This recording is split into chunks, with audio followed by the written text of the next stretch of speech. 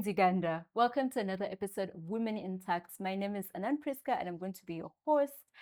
And yes, you may be looking around wondering, where is Elizabeth? Elizabeth is on break, but my colleague and I are going to be holding fort for her. And yeah, we hope to have a good time with you.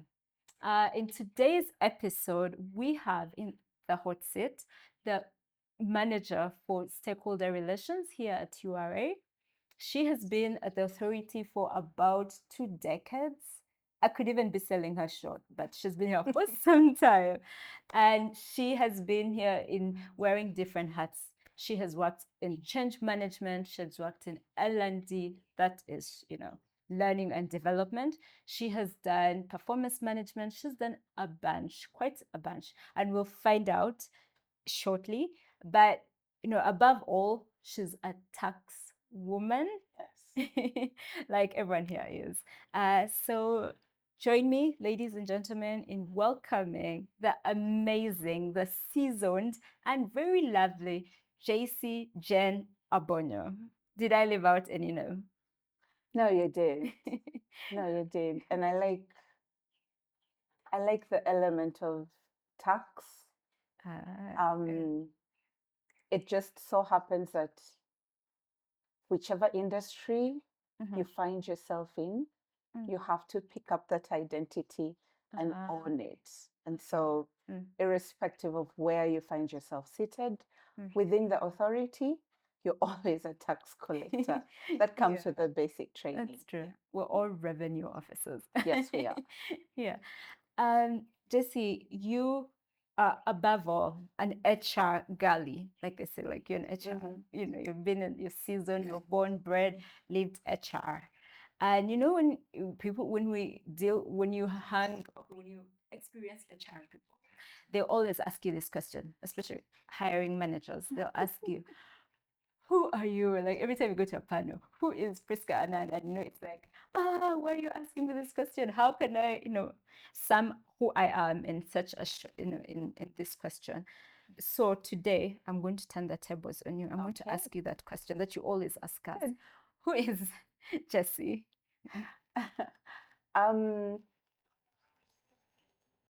Jessie, you mentioned in your introduction, I have a span of a couple of years in URA. I wasn't always an HR. Oh, okay. I joined the authority as an accountant because I have finance background. And I am a trained tax collector, fully certified, I think. That's what they'd say. Yeah. However, my my initial years in URA was quite revealing. Okay.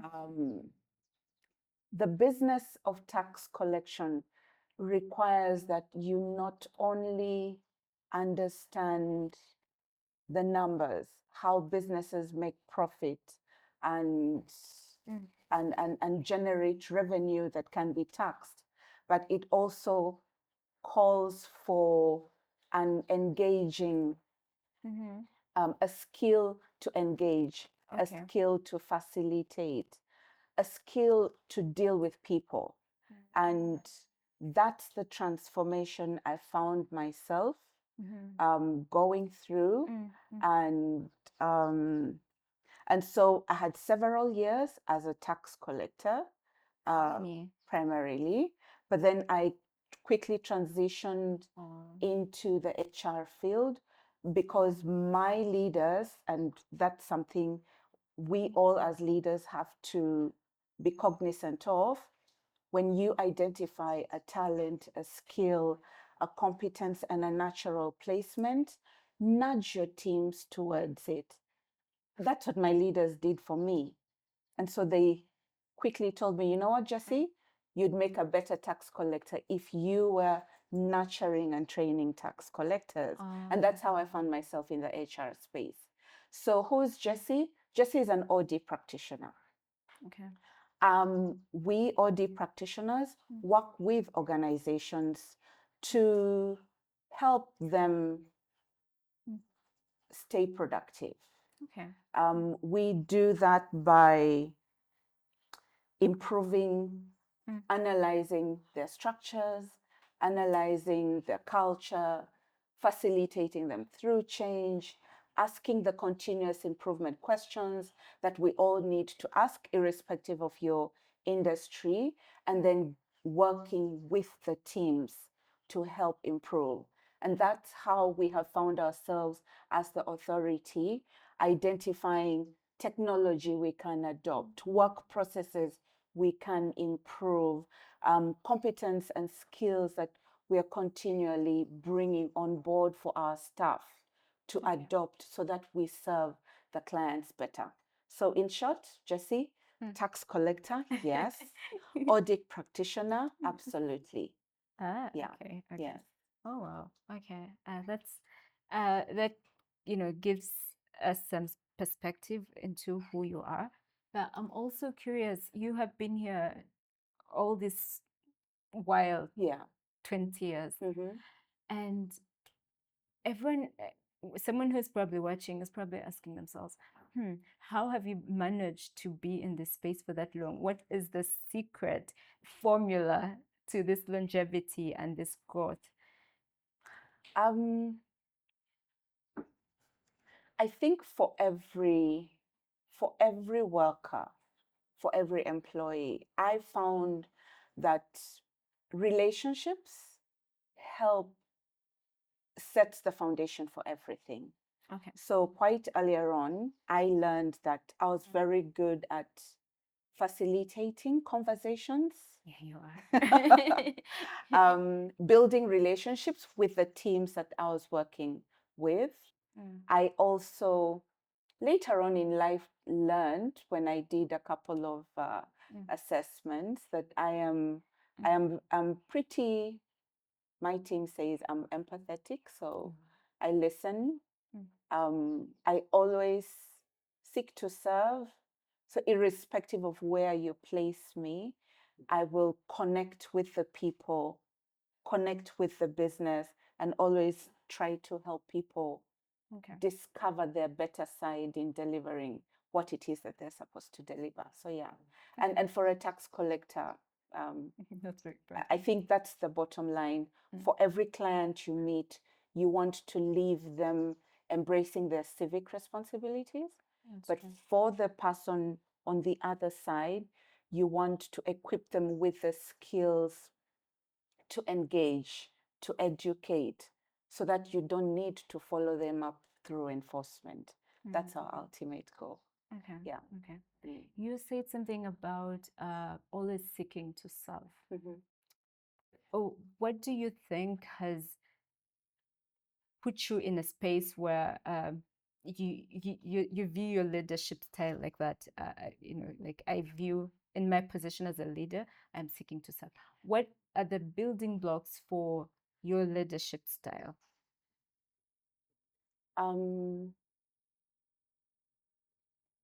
I think curiosity. Okay. Approaching every task, every assignment, every engagement with a team with a mind of curiosity. That's one. Asking the right questions. That's another. Because when you ask the right questions, everyone experiencing you begins to understand I am in a safe space. And so I can engage. That's true. The other building block for me has been continuous learning, because we're constantly meeting different groups, different professions. And so you have to stay agile, learn, and challenge yourself as well. So, yeah. So learning is important. Learning is important. Okay. And as a woman in this space, you've gone through the ranks at Chuari. You came in as an officer, right? Yes. And now you've gone to the rank. Actually, I think I was lower than an assistant. As an officer, we joined at the rank of assistant revenue officers. That was like right at the entry level. However, the structures have changed through the times. And so, yes, it's the equivalent of an officer right now. Yeah. Okay. Sure. But you've gone through the ranks. Yes. True. And what advice would you tell women out there, people who are just coming in, or, trying to find their bearings in this space, like how do you make it work, like if you want to go upwards? I think growth for anyone starts with self-awareness. Okay, self-awareness. And learning the things that work for you, learning the skills that make you stand out. And for me, this is what I've always done. When I walk into a new role, I'll first listen. I will listen to find my bearing, and I will very quickly ask myself, so what can I contribute to the team and to this assignment? I know we are told in career that you must be competitive, fight it out Fight your there. way to the But top. there is a beauty in finding yourself and evolving through the roles. Okay. And I will not say this enough. Learn, Lord. find something, learn, brush up your skills, identify a new area, get onto it, and Okay. and just and have fun. That's important. Have fun. I've Yeah. been in positions where we get to sessions and you're so intense and passionate and you feel like tearing your hair out. But after everything, Yeah. you're like, I enjoyed that. I Okay, expressed good. myself. I spoke from a point of conviction, but my team understood me. And though we may not all I'll see eye to eye. agree, Yeah. but we understand each other objectively. And that's what keeps us challenging each other and growing. Okay. So maybe for my sisters out there, don't be afraid to express yourself. When you find your voice, you will be listened to. Oh. And I didn't try to model anyone. I was just me. On another note, being quiet does not mean you don't have a voice. So for those who are out there and they might think, oh, I'm quiet and shy, all you need to do is find your voice. Your silence is your power. Yeah. Oh, nice. That reminds me of a book I read, The Power of the Introvert. Mm-hmm. And yeah, and it was just talking about you don't have to be the loudest person in the room or whatever to, you just have to be like solid in what you're doing and present. Yeah, presence. Yeah. Presence is Sure. important. And you talked about how important it is to keep learning and keep learning. How do you learn, Jessie? How do you always put yourself in a state that I'm gaining new knowledge? Is it just reading? Is it trainings? What do you use to constantly learn? I think the HR background helps. It helped me because while I was at UMI, we had sessions that helped us map out our careers. And so I was very quick to identify the trajectory that I would like to follow. I may not be core HR. I have done core HR, the recruitment, the disciplinary and all those things. But even within an industry, there are spaces where you flow naturally. And so mapping that against your profile and what it is that drives you and convicts you. Mine was OD, facilitating change, and learning and development. And how did I learn all that? I challenged myself. I have gone through seasons where I just tell myself I want to master these elements of OD, and I will score every material available to find what works for me. and Okay. I tweak it. For example, Mm. many people might think tax collectors are all about auditing, Yeah. but tax collectors need to be able to listen. And you don't just listen for the sake of listening, you listen to understand.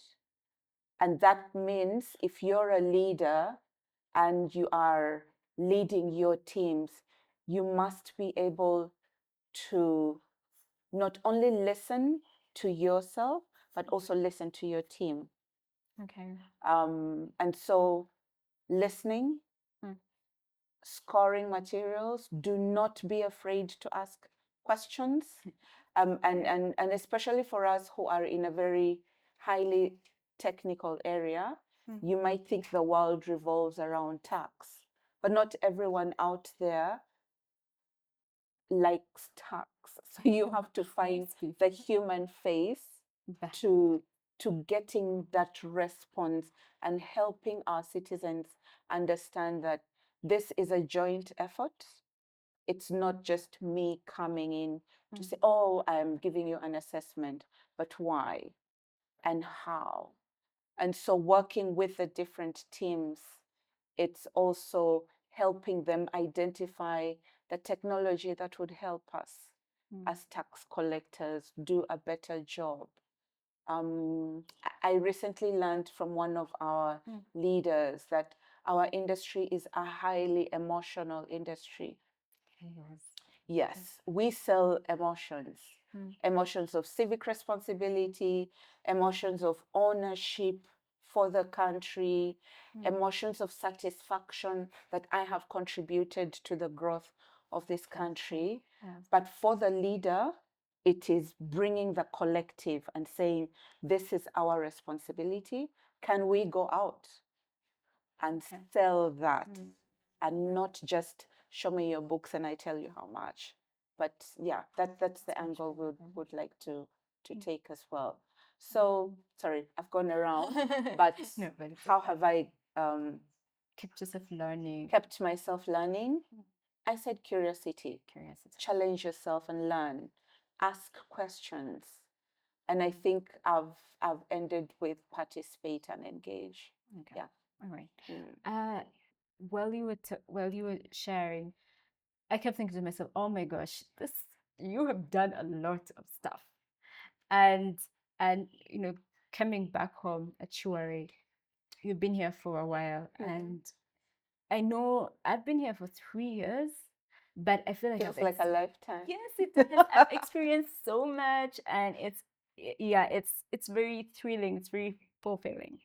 So now I'm imagining someone who's been here 20 plus years.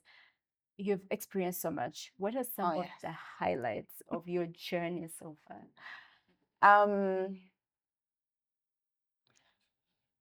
Recently, we learned, and it's been emerging, that in an individual's career, they will take up to 6 or 8 roles Yeah. within the span of their career. And I think for me, this organization has given me the platform to experience that, to evolve. Starting as a tax collector, um, one of the key highlights for me was setting up, let's see, was setting up a process that enabled our teams to begin monitoring ARIA's collections. And that was early in the 2000s. So right now we've evolved, but the structures was worked on by a team that I was a part of. And then very quickly, when I switched to HR, I was given a challenge to be the contact person for the strategy development. And it just so happened that during that season, we as an organization were embracing the balanced scorecard framework. And I very quickly had to learn the business side of tax administration and the workforce side, and have the ability to bring the two together. And so a very key highlight for me was participating in that, and helping the organization develop their workforce plans. And very, I think the tip of the iceberg there was working with URA and the Balance Scorecard Institute for URA to get the accolade of the first public agency in Africa to get that, to do the Balance Scorecard. Over the years, I have also, because of OD, you kind of find your fingers in all many pies at the same time. But the restructuring and realignment 2012 was another one.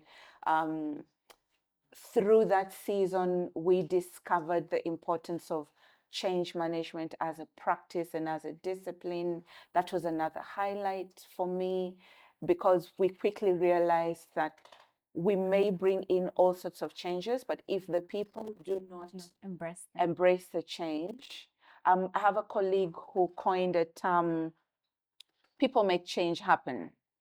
People make change happen. People make change happen. And for me, the moment that clicked, the discipline of change management, I latched onto that. And very recently, we think that as agencies, we have a static culture. But the growth in our work dynamics, especially for the employee demographics we work with, has taught us that culture must evolve. And so when COVID hit, we had to quickly realize that we must have a different game plan to get our staff on board, to redefine the collective that would help us move along as a team. And it was satisfying to be that. And I think based on the different areas of business I've been involved in, a very key highlight for me has now become facilitating our leaders to engage in their strategy reviews, strategy development. That ultimately feeds into our training and development. Recently, our leaders created a department that is focused on training, developing tax professionals. And that's one of the most satisfying business areas that I have found work in, developing content for our trainers to use, engaging with the different staff members to expand their horizon and viewpoints about being a tax collector and the soft skills that we need to develop to help us facilitate revenue mobilization, a number of others, but yeah, that's those are the key highlights for me. Okay. Yeah. And I was watching you while you're speaking, and I could see the glow in your eyes. I'm not kidding. And you're like, and I would like to retire into training and be that person that people come and say, so tell us about how do I make my team how do I make my team work better? How do I translate this vision that I have as a leader so that my managers understand it, so that my people down there understand it? And it's a fascinating field. It is. Yeah, it is. And there have been so many highlights, but there's always two sides to the coin. You've achieved all these and you've been part of these amazing experiences, but have you met some barriers along this journey? And if you could share with us and how you managed to overcome them. I think many of the barriers we face are self-generated. We have, I know we bandy the word work-life balance a lot. I've quickly found out that work-life balance, you can't delineate work and life and then put balance in between. It's a matter of building an integration. Okay. Oftentimes you find yourself at home and something is happening and you're thinking, that's how my team behaves when you see a child doing something, or my nieces and nephews. And when they come and ask a lot of questions, I find myself saying, but that person in my team asks questions like Just this. Yeah. But the balance comes in knowing that I'm home, and this is me being an auntie, being a sister, being a daughter, and this is me at work. And work is different from family. So you have to find a way of integrating both without losing the essence of who you are. If you're a driven person in office, you can still take your drive home, but tune it to something that is home oriented. Okay. And even among your friends. So yeah, that's something. Okay. All right. So the whole notion of work-life balance, like you don't really believe in that. You're like Integrate it. integrated. Integrate it. Makes more sense. It's in the integration that you determine what's balance for you. Okay. Okay. It's not a one size fits all. You have to find it yourself. Yeah. So do you think this is something that organizations should incorporate into their cultures, into their work culture? For example, let's say you are, um, instead of like, let's say, oh, I come to work 8 to 5 and I'm just here to work. Then after I can go to the gym or hang out with my family and things like that. Do you think, how does an organization like URA incorporate these two aspects and build a better work culture? I think it comes through how the leaders, and when I talk about leaders here, it's your team leader, your supervisor, your manager, and all the other ranks of leadership that is there, developing an awareness that you cannot separate the individual who comes to work and the individual that walks out at 5. You come as a whole. And so Coming bits.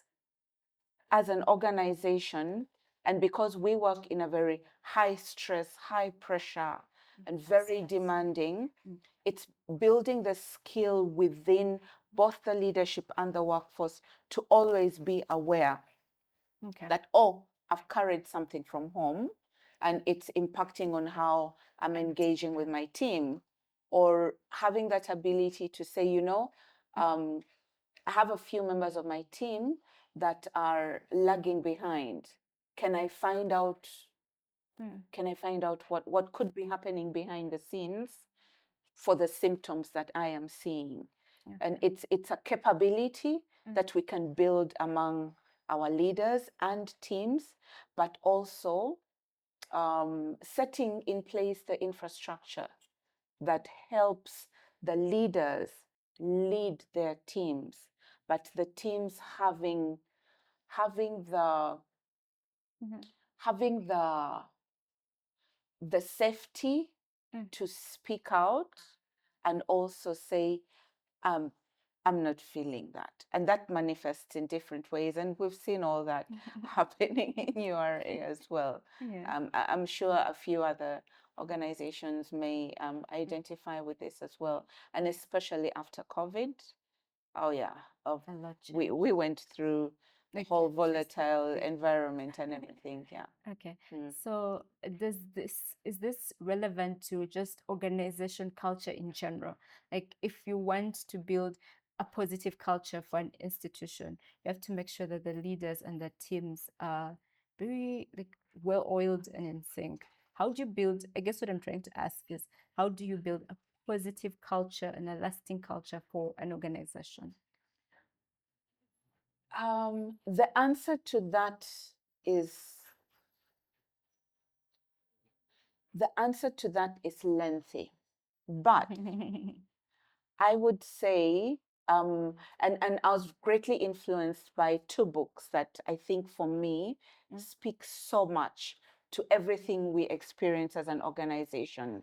And that's Built on Values by Anne Rhodes. Okay. It's in that book she talks about leaders building positive culture by co-creating values with the whole team. So that's And that spoke to me. The second book, for which I've now become a lifelong learner, is The Leadership Challenge by Kozes and Posner. I would highly recommend any aspiring leader to take that on. And in their book, they talk about the wholeness of a leader, not just the self-awareness, but the need to inspire a vision, the need to challenge the process, and how they can, how leaders can go about setting that up. And it speaks to culture, because ultimately your organization reflects who you are as a leader. And they say if you don't take care of your culture, it will eat your strategy for breakfast, lunch, and we've seen that over and over in different organizations. We've experienced it as an organization, through the different dynamics we found ourselves walking through. And so positive culture starts with who we are as leaders, how we present, how we engage, how we stay consistent, but also the capability for us to translate that into the way we make decisions, the way we listen to our teams, the way we look at our environment and incorporate all that into the brand and the identity that we embody as an organization. Okay. So yeah.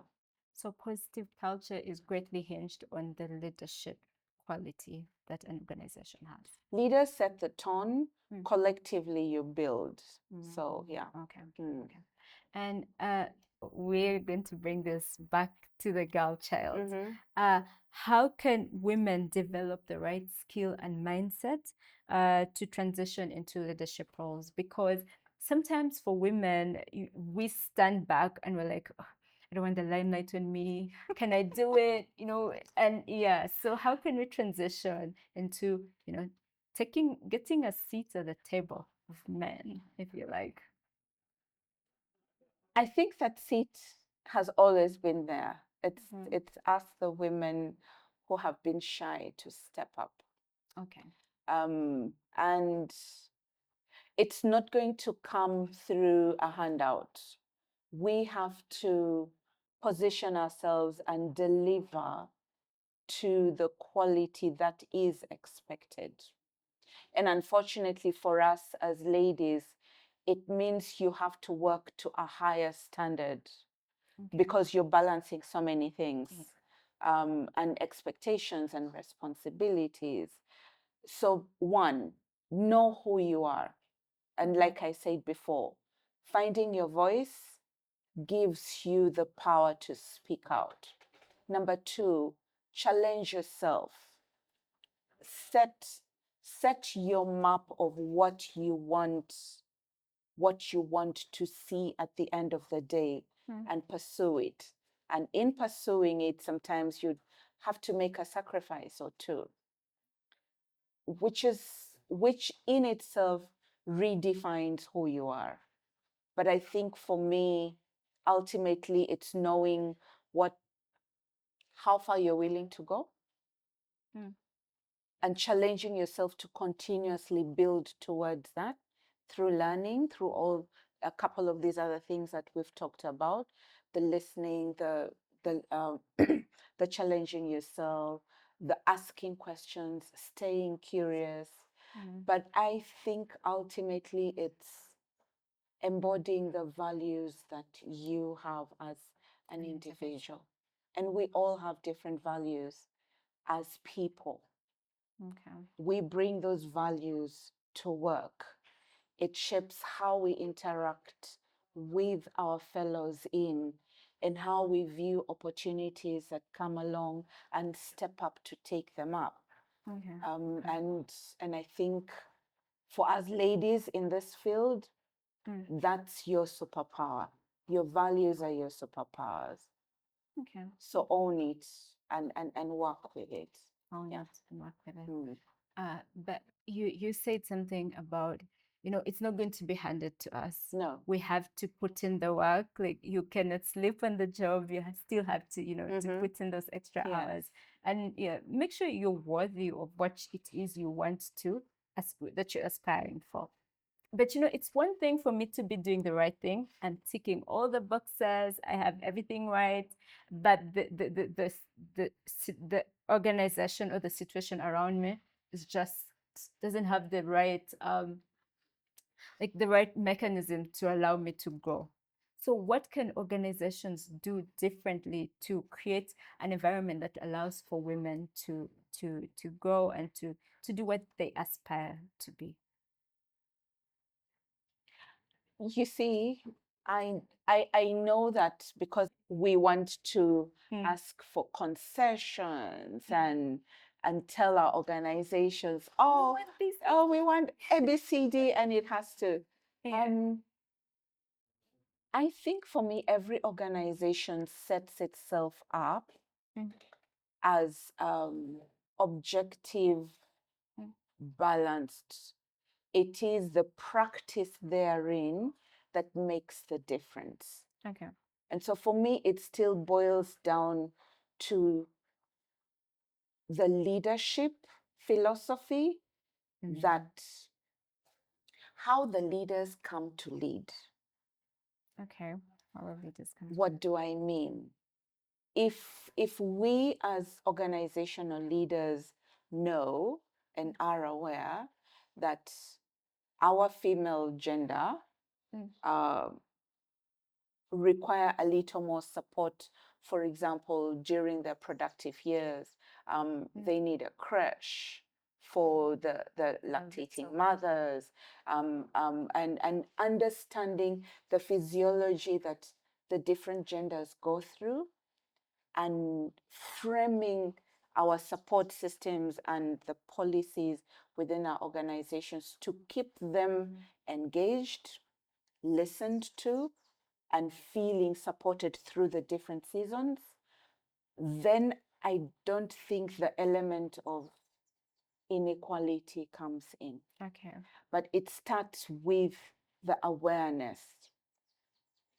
It is when we don't pay quite a lot of attention to those elements that we, the other gender, start saying, oh, we're being discriminated against. And so what am I saying? If you're in a leadership position and you're running an organization and you're a manager, you're a leader, ask yourself, are all members of my team equal? How do I make them feel valued within their specific segments and keep them productive?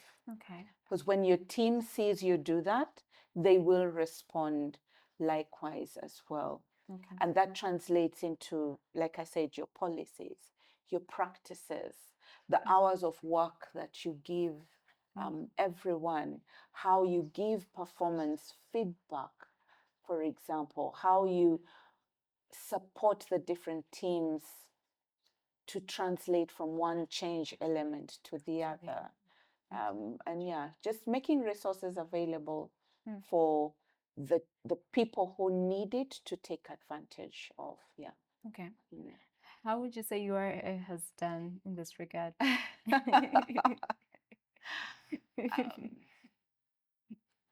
I think URA has been a very equal opportunity. Let me correct that, is an equal opportunity.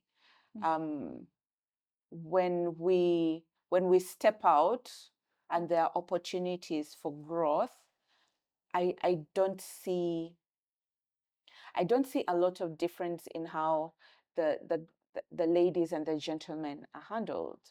That's true. I also see a lot of opportunities that are given equally. If you're interested, express the interest. If you qualify for it, well and good. Yeah. I've also seen for URA, and maybe because we have a very gender sensitive HR leadership, we have very good policies that support the female gender in the workplace.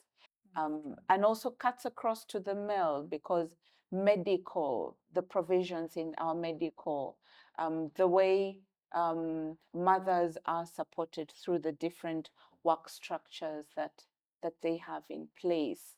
I think it's one thing to know I have ladies that I can lean on to, but to have a club where we can bring together our gender issues and address it.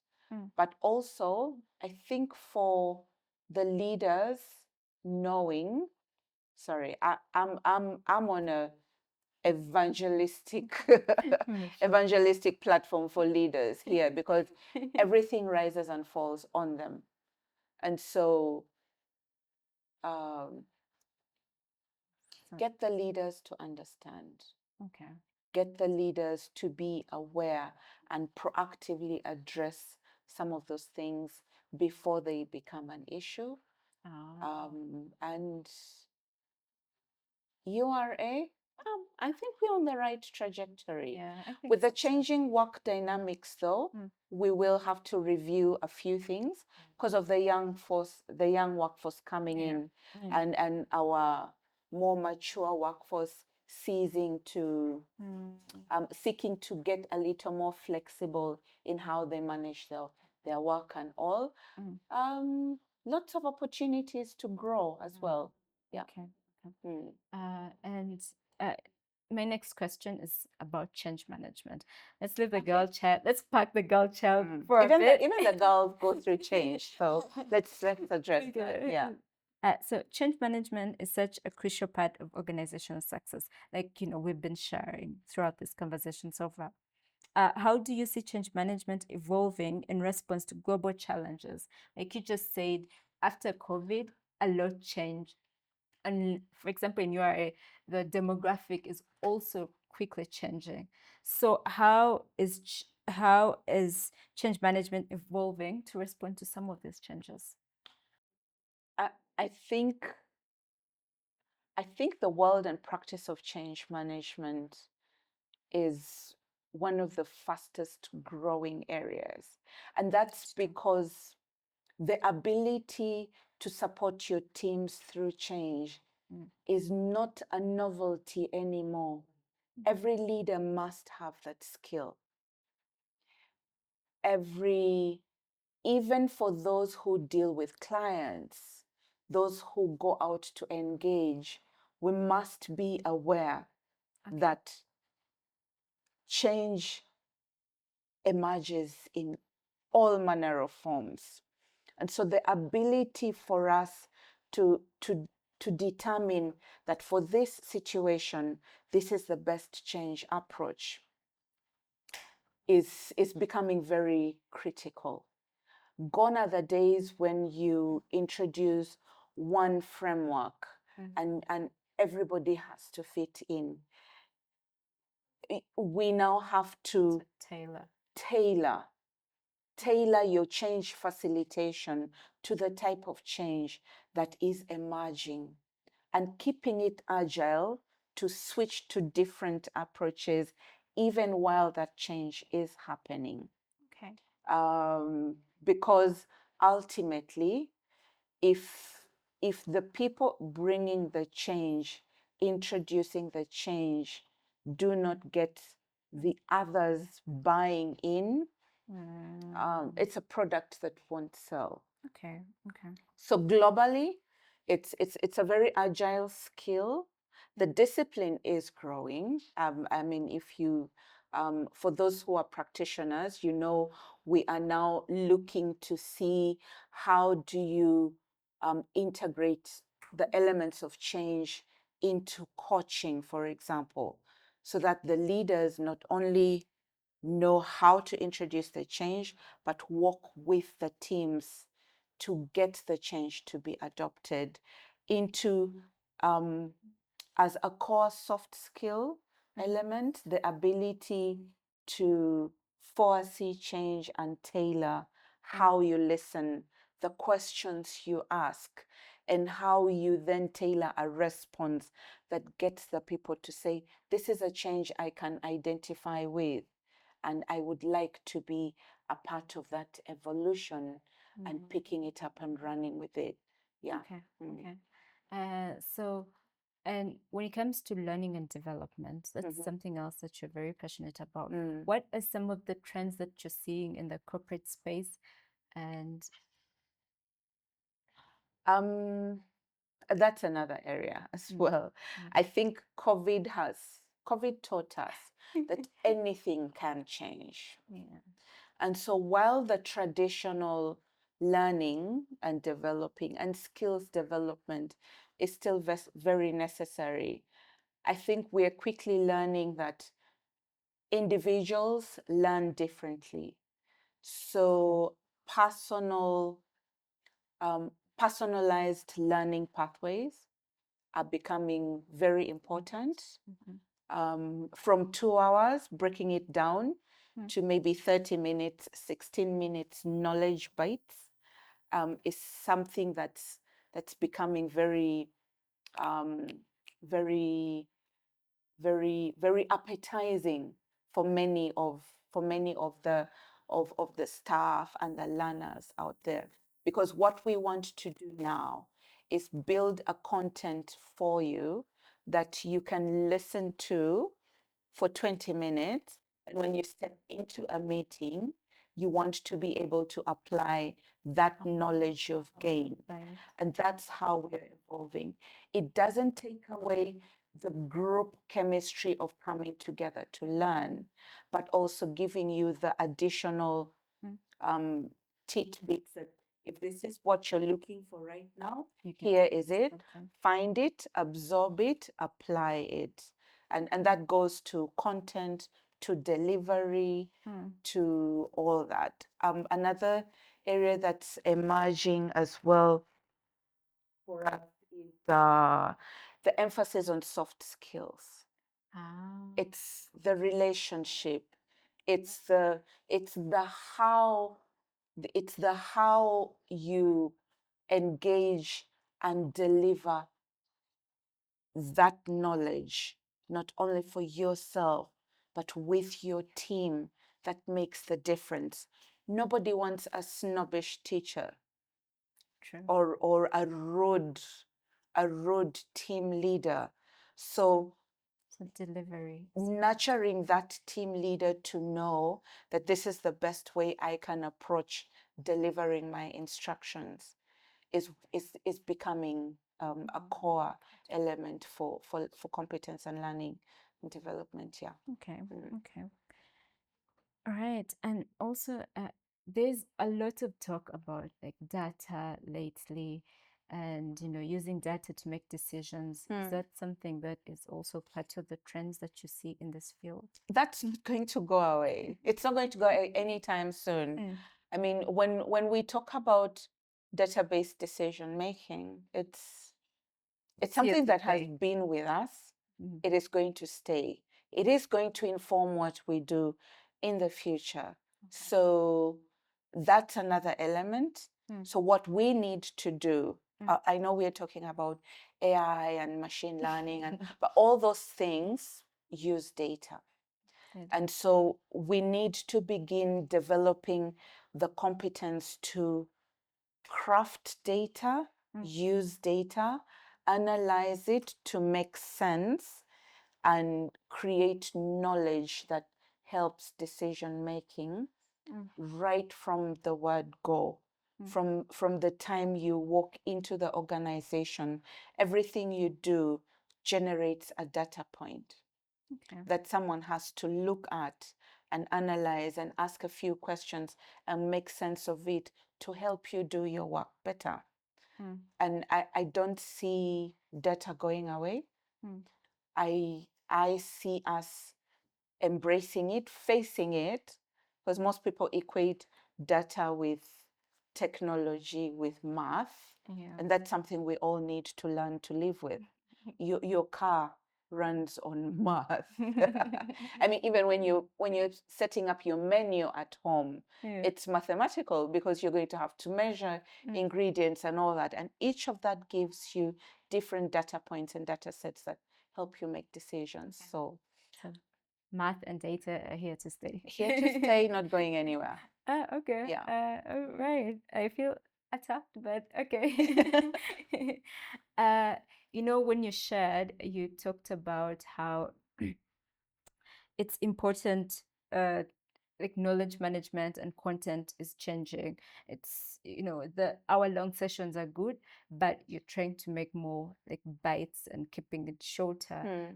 And that's the same for us in media. Like the landscape has changed. Yeah. And, so I think we've been more than 30 minutes so far. Okay.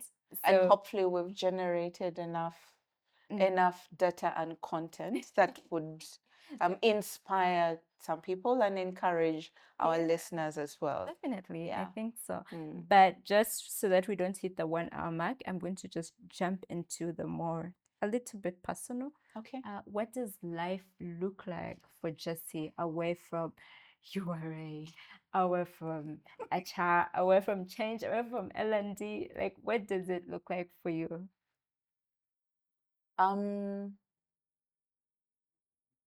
Family. Yes, family. Family. Yes. I think that's a key important point for everyone. So I love family. In all its machinations, the ups and downs and everything, family stays close to my heart. Yeah. I love I think I love supporting because I like music. I fancy myself a worshiper, so I do quite a bit with our where I fellowship from, supporting the teams, and what else does Jessie do? I think I fancy myself a closet farmer. The things I absolutely want to sink my teeth into, because I think Uganda as a nation has the potential to be a great supplier in them. That's true. And so I'm eagerly getting my hands dirty in those farming areas. Okay. What else? Oh, yes. I read. Sorry, I'm coming back to that. I find myself, if I read, You read. I read. And it has come out. I'm constantly looking for what else do I need Okay. to embrace. But above all, I think every person needs a space in their life where it's just them. And for me, when Jessie is not at work, not with family, not with the world, she is seated somewhere quietly and just enjoying silence.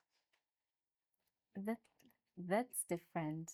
No, that's different because we're used to you should be doing something, playing some sport or working at some hobby. What is it about silence that you find so like drawn to? Sorry. It's in silence that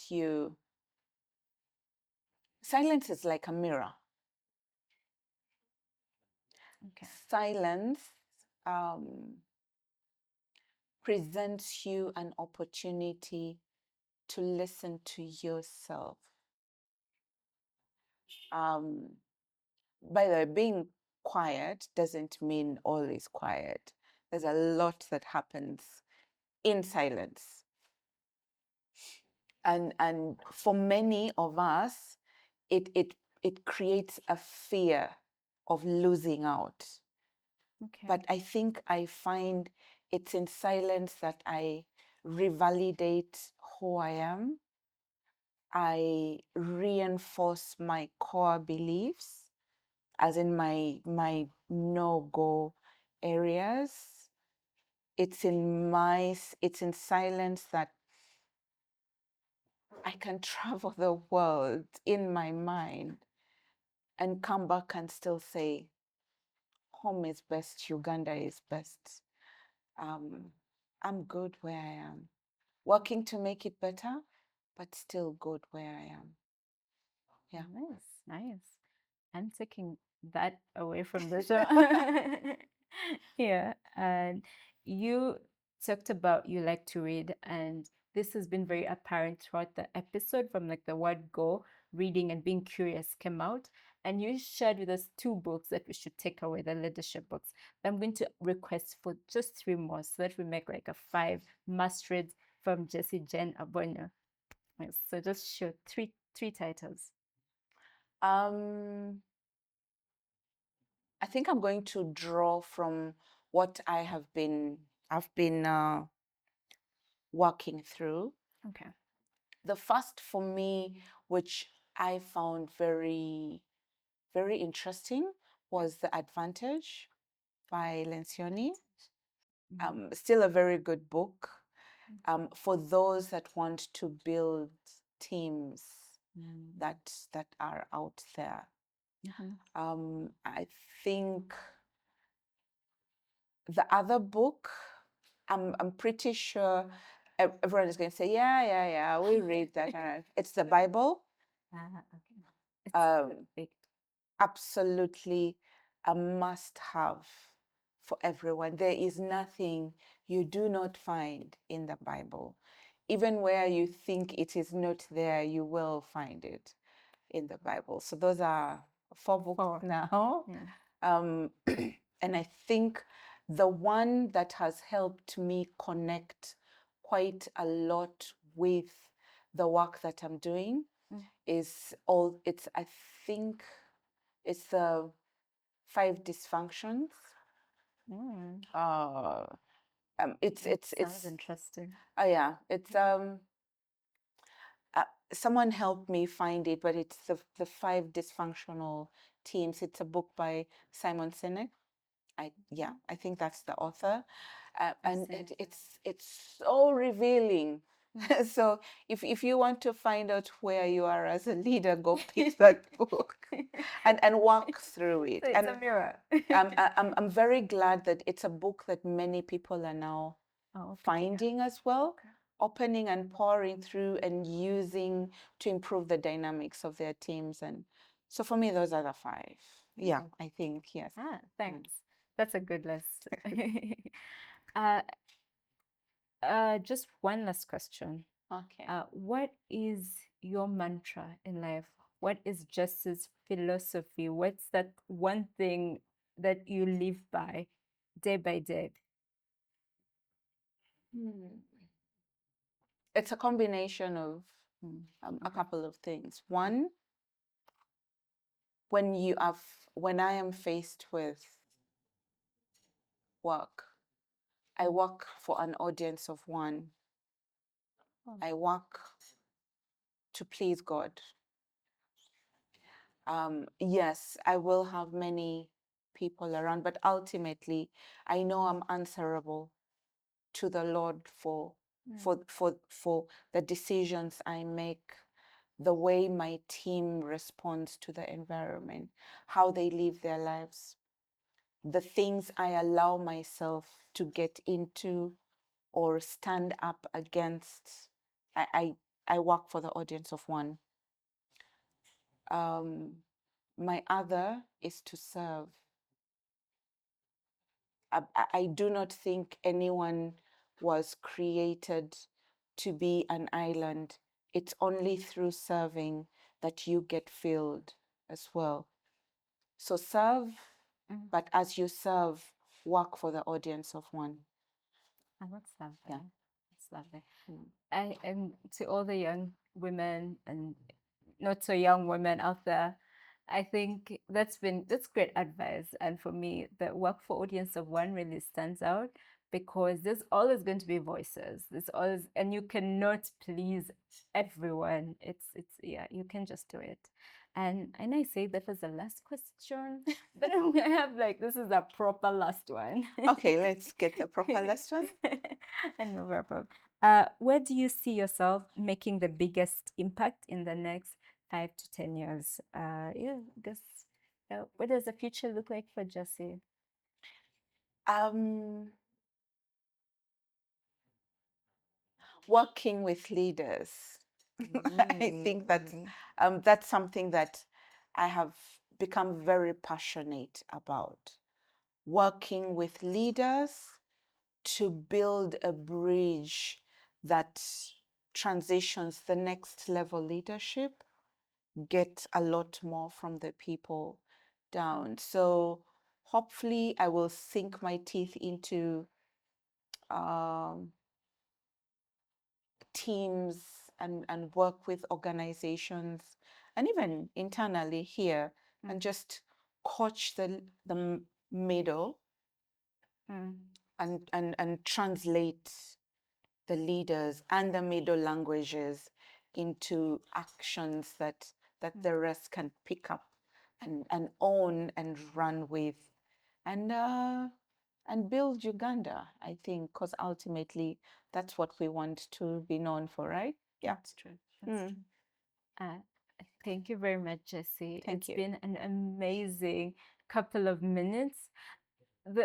I kept thinking this time is not enough. How do you pack all these years of experience into just a few minutes? And I think you've done an amazing job doing that. I still feel like we could have you again on the show, and you have so many parts to you, and it's beautiful to have it to experience. Thank you. Because I'm starting to learn that it's okay to have so many aspects and do so many different things, because you just learn more and you just become a fuller human being from all these different experiences. So thank you. Thank you. And I'm going to just give you an opportunity to just give your parting shots, whatever it is you want to tell our audience.